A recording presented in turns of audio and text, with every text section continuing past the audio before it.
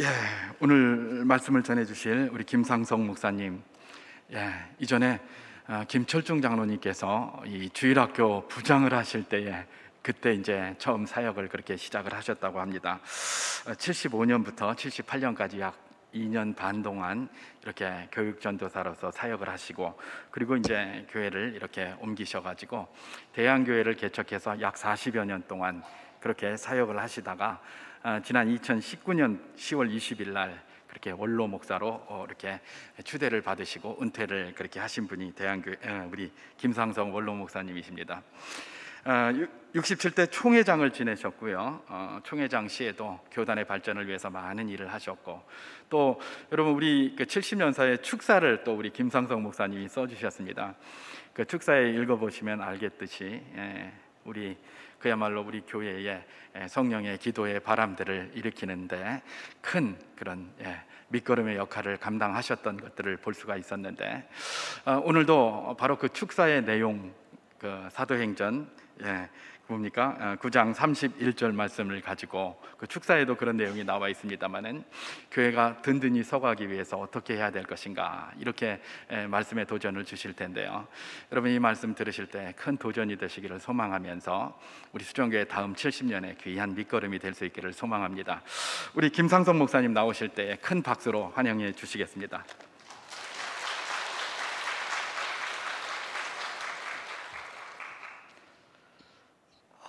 먼저 70주년을 이제 또 맞이하게 되는 수정교회와, 그리고 우리 교회를 섬기는 우리 담임 목사님을 비롯한 당회원 장로님 여러분들과 그리고 모든 성도 여러분들에게 진심으로 축하의 말씀을 드리고, 아울러 우리 하나님 아버지의 크신 은혜가 또한 여러분들에게 함께 하시기를 예수님의 이름으로 축복합니다. 지난 70년 세월을 뒤돌아보면은 물론 여러 가지 크고 작은 파란만장한 일들이 있었을 것입니다만은, 그래도 모든 일들이 하나님의 은혜라, 그렇게 아마 말할 수밖에 없지 않겠나, 그런 생각을 하게 됩니다. 사도 바울이 고린도전서 15장 10절 말씀을 통해서 고린도 교인들에게 편지를 하면서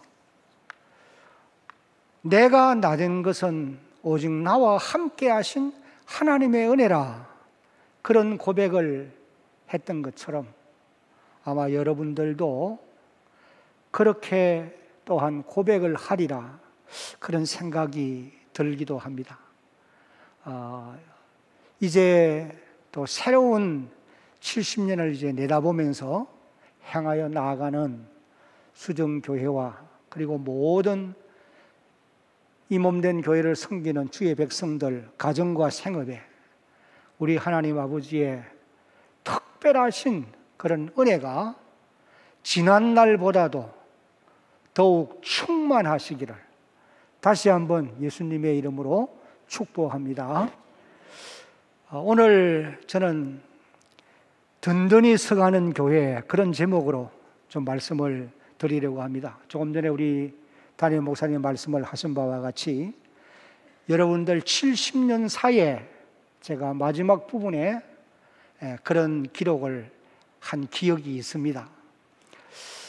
오늘 성경을 읽은 성경 말씀을 보면은 유대와 갈릴리 그리고 사마리아 지역에 있는 지역 교회들이 든든히 서가고 있더라, 그렇게 기록을 합니다.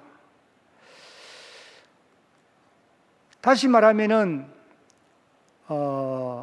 성경 31절을 다시 한번 읽어보면은 온 유대와 갈릴리 그리고 사마리아 교회가 평안하여 든든히 서가고 주를 경외함과 성령의 위로로 진행하여 수가 더 많아져 가더라, 그렇게 이제 기록을 하고 있습니다.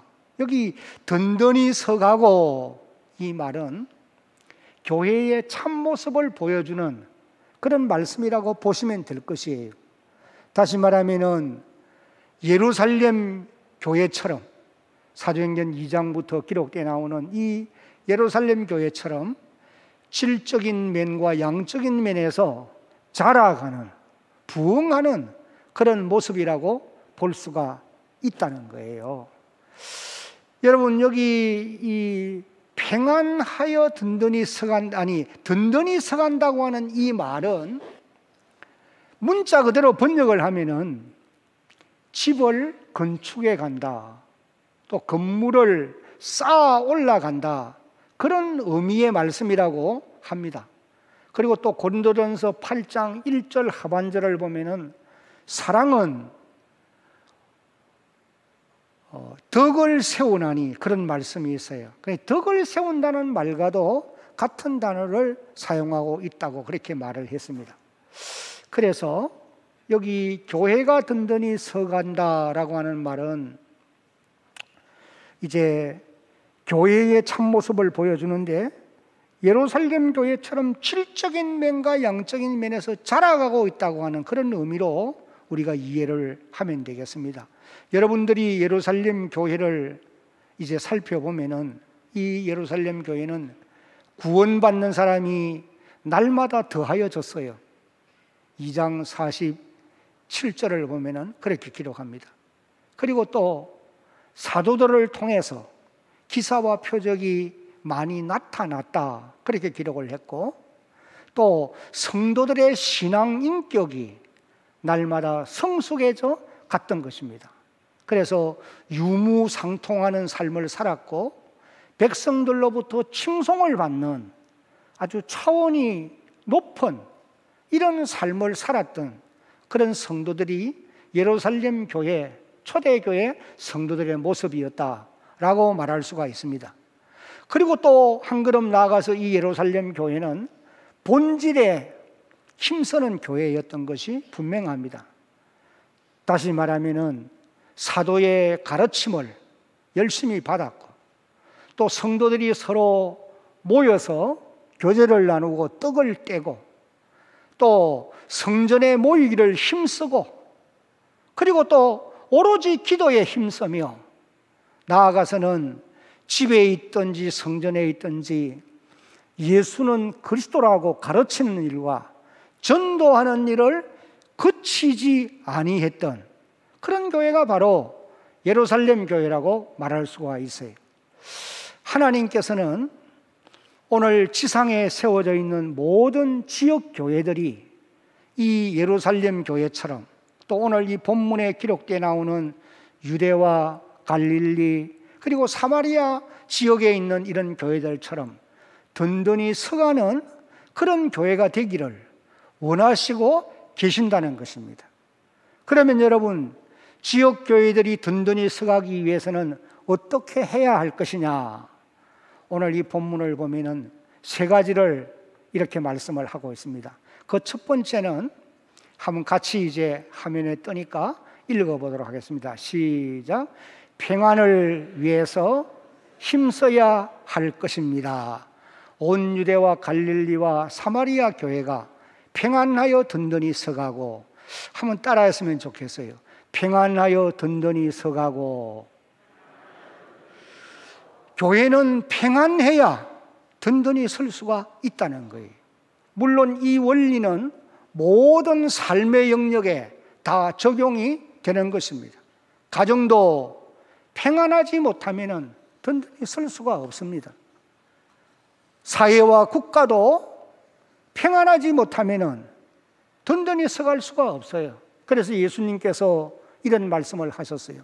마태복음 12장 25절을 보면은 예수께서 그들의 생각을 아시고 이르시되 스스로 분쟁하는 나라마다 황폐하여 질 것이요 스스로 분쟁하는 동네나 집이 서지 못하리라.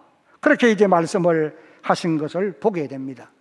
여러분, 가족들이 화목하지 못하고 계속해서 분쟁해 보세요. 결국은 무너지고 말 것입니다.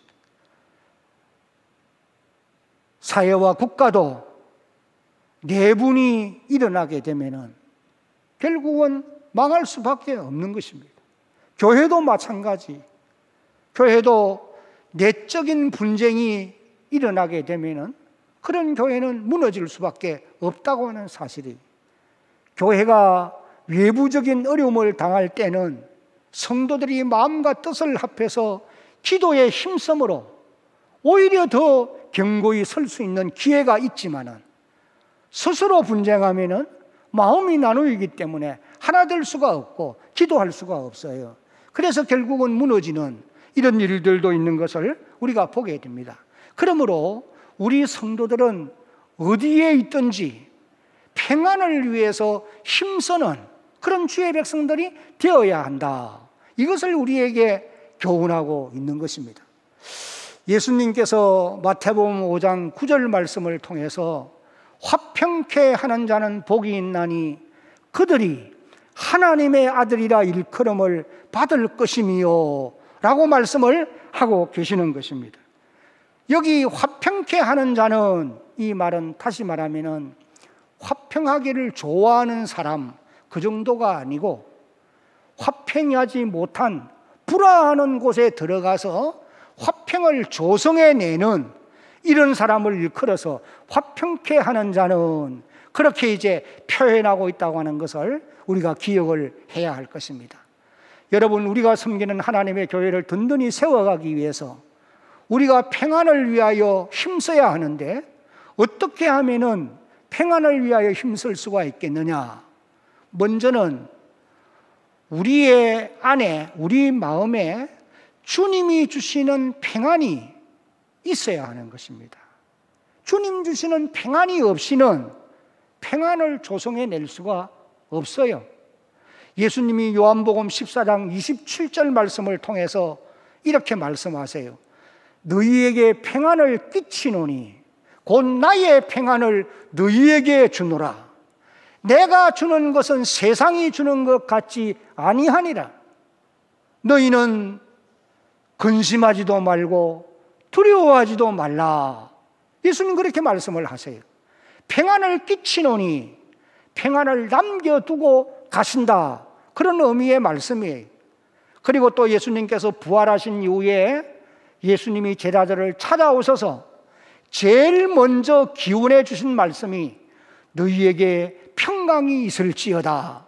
요한복음 20장 21절로 22절에 보면은 너희에게 평강이 있을지어다, 이 말씀을 제일 먼저 하세요.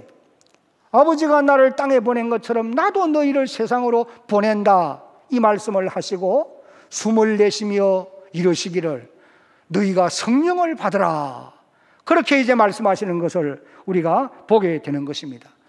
여러분, 주님이 우리에게 주시는 평안은 환경과 상황을 초월하는 그런 평안인 것을 경험할 수가 있어요.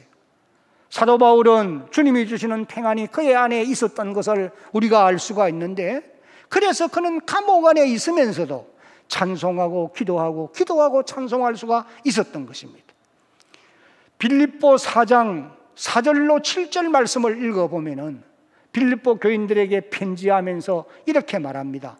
주 안에서 항상 기뻐하라. 내가 다시 말하노니 기뻐하라. 너희의 관용을 모든 사람에게 알게 하라. 주께서 가까우시니라. 그 다음 7절을 같이 한번 읽어. 6절부터 다 같이 시작. 아무것도 염려하지 말고 다만 모든 일에 기도와 간구로 너희의 구할 것을 감사함으로 하나님께 아뢰라. 그리하면 모든 지각에 뛰어난 하나님의 평강이 그리스도 예수 안에서 너의 마음과 생각을 지키시리라. 그렇게 말씀을 하시고 계십니다. 그러므로 오늘 우리들에게 주님이 주시는 평강이, 주님이 주시는 평안이 우리 안에 있어야 한다는 사실이에요. 그런데 이 세상에는 이런 평안이 없지 않아요? 이 땅에 험한 길 가는 동안 참된 평안이 어디 있나? 참된 평안이 이 땅에는 없어요. 그래서 우리 모두 다 예수를 친구 삼아 참 평안을 누리겠네. 평화로다 하늘 위에서 내려오네. 창공에서 내려오는 게 아니잖아요. 하나님께로부터 우리에게 주어지는 평안이 참 평안이라는 것입니다. 이 평안이 여러분의 마음에 늘 충만하시기를 예수님의 이름으로 축복합니다. 그리고 나아가서 우리가 평안을 조성하는 사람들이 되기 위해서는 힘쓰고 노력해야 한다는 거예요. 평안을 만들어내는 것이 결코 쉬운 일이 아닌 것입니다. 화평이 없는 곳에 화평을 조성하기 위해서는 반드시 대가를 지불해야 돼요. 다시 말하면 자기를 희생해야 된다는 것입니다. 예를 들면은 자존심도 좀 죽여줘야 돼요. 상대를 대하여 오래도 참아주기도 해야 돼요. 하고 싶은 말이 많지만은도 절제도 해줘야 돼요. 내 감정대로 다 하고 평화를 조성할 수 없습니다. 내 성질을 다 부리고 어떻게 평화를 조성한단 말이에요. 절제가 필요한 것이죠. 자기를 희생하지 않으면 안 되는 것입니다. 그러므로 평화를 조성하는 사람들은 참으로 귀한 사람들이. 그래서 예수님께서 화평케 하는 자는 복이 있나니 그들이 하나님의 아들이라 일컬음을 받게 된다라고 말씀을 해 주셨던 거예요. 여러분, 오늘 저와 여러분들은 예수를 구주로 믿음으로 이미 하나님의 자녀들이 되어진 사람들입니다. 그러므로 어디에서 어떤 상황에 놓여 있든지 주어진 삶의 현장에서 평화를 만들기 위해서 힘쓰고 노력하는 그런 여러분들이 되셔야 됩니다. 수정교회가 앞으로 또 이제 70년을 향해 나아가면서 든든히 서는 교회가 되기 위해서는 앞장선 중직자들을 비롯한 모든 성도들이 교회가 든든히 설 수 있도록 평안을 만들어내려고 노력해가는 여러분들이 되어지기를 예수님의 이름으로 축복합니다. 두 번째로 교회가 든든히 서가기 위해서는 주를 경외함이 있어야 한다. 주를 경외함과 그렇게 기록했습니다. 여기 주를 경외한다는 말은 다른 말로 말하면은 하나님의 임재를 의식하고 하나님을 두려운 마음으로 섬긴다는 뜻이에요. 사도행전 2장 43절을 보면은 사람들마다 두려워하는데 사도들로 인하여 기사와 표적이 많이 나타나니 그렇게 기록을 했습니다. 그래 초대교회 때는 사도들을 통해서 하나님이 기사와 표적을 많이 나타내 보여주셨습니다. 그러므로 초대교회 성도들은 하나님의 임재를 경험하고서 두려운 마음으로 하나님을 섬겼던 거예요. 바로 이런 모습이 주를 경외하는 모습이라 그렇게 이제 우리가 보시면 될 것입니다. 그러나 초대교회 안에도 역시 주를 경외하는 신앙이 희미해 있던 이런 사람들이 있었던 것을 알 수가 있어요. 그것이 이제 사도행전 5장 1절로 11절까지를 읽어보면은 아나니아와 삽비라 부부의 사건입니다.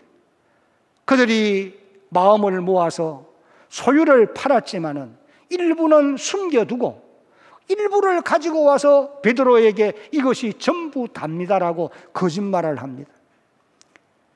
주를 경외하는 신앙이 결여되어 있는 모습이라고 보실 수가 있어요. 초대 예루살렘 교회 안에도 주를 경외하는 신앙이 결여되어 있었던 사람들이 있었던 것이 분명해요. 그러나 아나니아와 삽비라가 이 사건으로 인해서 죽임을 당하는 것을 보고 온 교회가 두려워하게 되어졌던 것입니다. 이것이 이제 사도행전 5장 11절 말씀에 보면은 이렇게 기록합니다. 온 교회와 이 일을 듣는 사람들이 다 크게 두려워하니라. 주를 경외하는 그런 역사가 일어나게 되어졌다는 것입니다. 여러분, 오늘 지상교회 안에 복잡한 일들이 너무 많습니다. 솔직히 왜 복잡한 일들이 많이 일어나게 되느냐? 교회를 섬기는 주의 백성들이 주를 경외하는 신앙이 희미하기 때문에 하나님의 임재를 의식하지 않는다고 말씀이에요. 내 눈에 보이지 않고 내 귀에 들리지 않고 내 손으로 만질 수 없다고 해서 하나님이 마치 계시지 않는 것처럼 말하고 행동하는 이런 일들이 교회 안에 있기 때문에 교회가 든든히 서지를 못하고 어려움들을 겪게 되어진다는 것입니다. 여러분, 교회 공동체가 이곳에 모일 때마다 주님은 지난날 사도 요한이 보았던 그런 모습으로 교회 가운데 임재하여 계심을 우리는 믿어야 합니다. 사도 요한이 주후 94년에서 96년 사이에 반모라고 하는 섬에서 주일날 하나님 앞에 예배를 드리다가 성령의 감동을 받았어요. 성령의 인도함을 따라서 바라볼 때에 교회 안에 임재하여 계시는 주님을 목격할 수가 있었던 것입니다. 주님이 어떤 모습으로 교회 가운데 임재하여 계셨느냐? 발에 끌리는 옷을 입고 허리에 금띠를 두르시고 머리와 털에 희기는 흰 양털 같고 눈 같았으며 그의 눈은 불꽃 같았고 그의 발은 풀무에 단련된 빛난 주석과 같았으며 그의 음성은 많은 물소리와 같았고 그의 오른손에는 7별이 붙잡혀 있었고 그의 입에서는 좌우에 날선 검이 나오고 그리고 그의 얼굴은 해가 힘있게 비치는 것 같은 그런 모습을 하신 주님이 7 촛대 사이에 거닐고 계시는 것을 목격했던 것입니다. 사도 요한이 그 광경을 보자마자 그분의 발 앞에 엎드렸는데 죽은 자처럼 엎드렸다고 기록하고 있어요. 이것이 주님을 경외하는 자의 모습이라고 볼 수가 있습니다.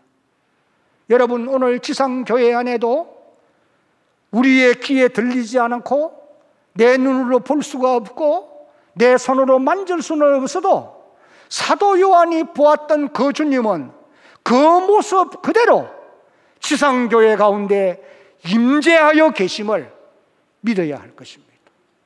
이것이 주를 경외하는 사람들의 신앙인 것입니다. 아마 여러분들에게도 사도 요한이 보았던 그런 모습으로 주님을 볼 수 있다고 한다면 얼마나 좋겠습니까? 그러나 하나님은 그런 방법으로 여러분들에게 주님의 임재를 믿도록 하지 아니하시고 주님이 하시는 방법은 사도 요한을 통하여서 직접 목격하게 하시고 그 보았던 내용을 성경에 기록하게 하시고 그리고 오고 오는 세대의 우리들로 하여금 성경을 읽고 들으면서 성령의 감동을 받아서 그 말씀을 문자 그대로 받아들이고 믿게 해서 믿게 하시는 것이 하나님이 하시는 방법인 줄로 여러분 믿으시기를 바랍니다. 그러므로 사도 요한이 보았던 그 주님은 오늘도 우리가 섬기는 하나님의 교회 가운데 그런 모습으로 임재하여 계신다는 것입니다. 여러분, 이것을 의식하는 하나님의 사람들은 주를 경외하지 않을 수가 없는 것입니다. 주를 경외하는 신앙을 가지고 섬겨가는 주의 백성들에게 하나님은 놀라운 은혜와 복을 약속해 주셨어요. 이것이 잠언 22장 4절 말씀을 읽어보면 겸손과 여호와를 경외함의 보상은 재물과 영광과 생명이라고 말씀하고 있어요. 그러니 주를 경외하는 자들이 받을 복이 무엇이냐? 재물과 영광과 생명을 선물로 받게 되어 있다는 거예요. 출애굽기 1장 21절 말씀에도 보면 이렇게 기록되어 있습니다. 산파는 하나님을 경외하였으므로 하나님이 그들의 집안을 어떻게 해주셨어요? 흥왕하게 하신지라. 그들의 집을 번성하게 해주었다. 저는 확실히 믿는 것이 오늘도 정말 하나님의 임재를 의식하면서 주를 경외하는 신앙을 가지고 하나님을 섬겨 살아가는 사람들에게 이 땅에 짧은 한 생애를 사는 동안이지만은 은혜와 복을 주시는 줄로 여러분 믿으시기를 바랍니다. 이 믿음이 우리에게 필요한 것이에요. 여러분의 교회가 든든히 서는 교회가 되기 위해서는 앞장선 중직들과 모든 성도들이 주의 임재를 의식하면서 정말 주를 경외하는 이런 신앙을 가지고 갈 때에 하나님의 놀라운 역사가 나타나게 되는 것입니다.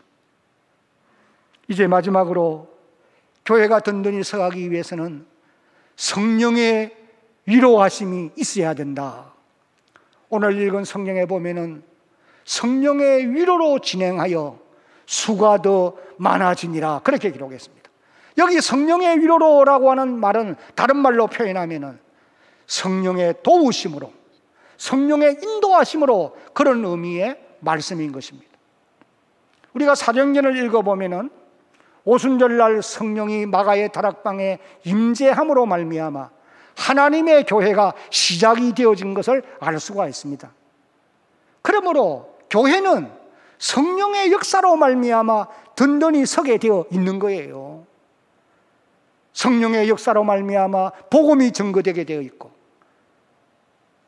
구원받는 사람이 더하여지게 되어 있고 기사와 표적이 따르게 되어 있고 귀신들이 쫓겨가게 되어 있고 병든 자들이 고침을 받는 역사도 일어나게 되어지는 것입니다. 성령의 역사가 아니면 안 된다는 거예요. 그러면 어떻게 하면 우리가 성령의 인도를 따라 살아갈 수가 있고 성령의 위로를 받을 수가 있겠느냐? 사도행전은 우리에게 이것을 이렇게 말씀하십니다. 한번 따라합시다. 오로지 기도에 힘쓰니라. 오로지 기도에 힘쓰니라.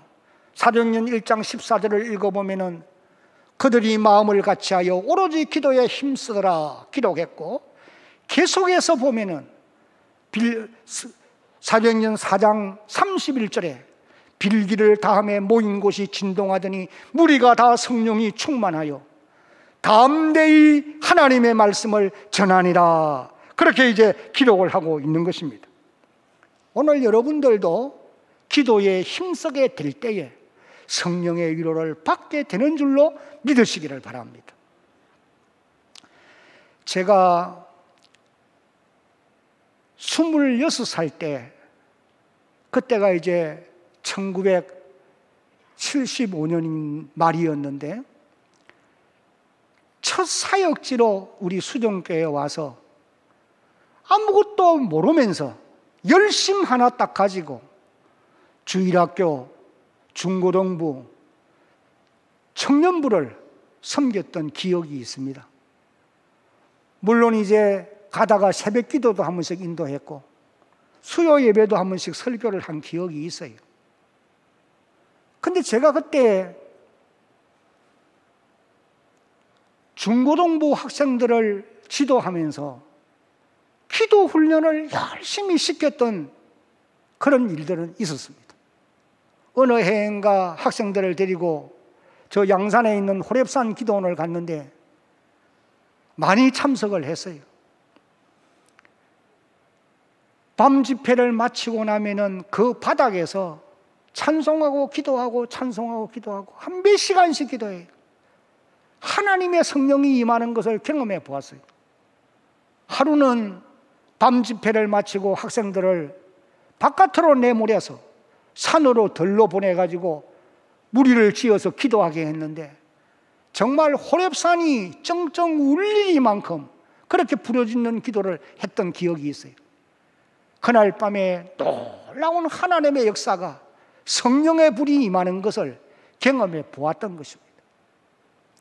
저는 기억하기를 그때에 함께 기도하고 함께 그때의 기도 훈련을 받았던 우리 학생들 가운데 지금 계산을 헤아려 보니까 한 10여 명 이상이 우리 고신총회 산하에 있는 목회자들이 되었고 또 다른 교단에서 지금 목사 일을 잘하고 있는 이런 분들도 계시고 그 외에도 우리 여학생들 가운데는 선교사로 또 혹은 사모님으로 교회 권사님으로 물론 또 많은 분들이 본교회 수정교회 장로님으로 섬기기도 하고 지금도 아마 섬기고 있는 것으로 알고 있잖아요.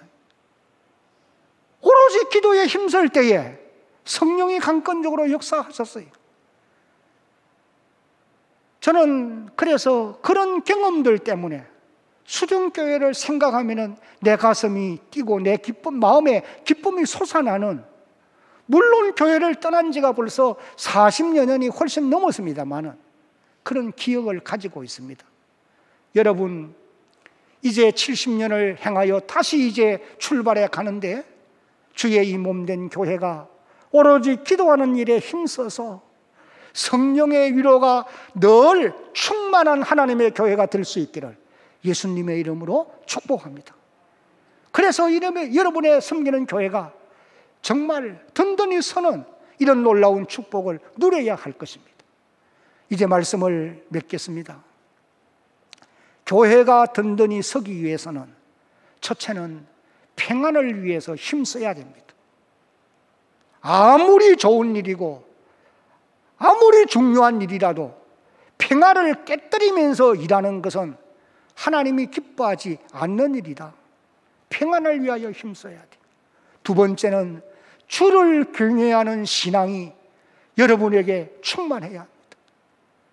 이곳에 나올 때마다 주님 여기에 임재하여 계심을 의식하면서 말하고 행하는 우리의 일거수일투족이 두려운 마음으로 섬겨갈 줄 아는 하나님의 사람들이 되어야 되고, 마지막으로는 성령의 위로가 있어야 된다는 것을 의식하면서 열심히 기도하려고 노력하는 그런 여러분들이 될 때에 반드시 하나님의 교회가 든든히 서는 복을 누리게 될 줄로 믿습니다. 이런 역사가 있기를 예수님의 이름으로 축복합니다.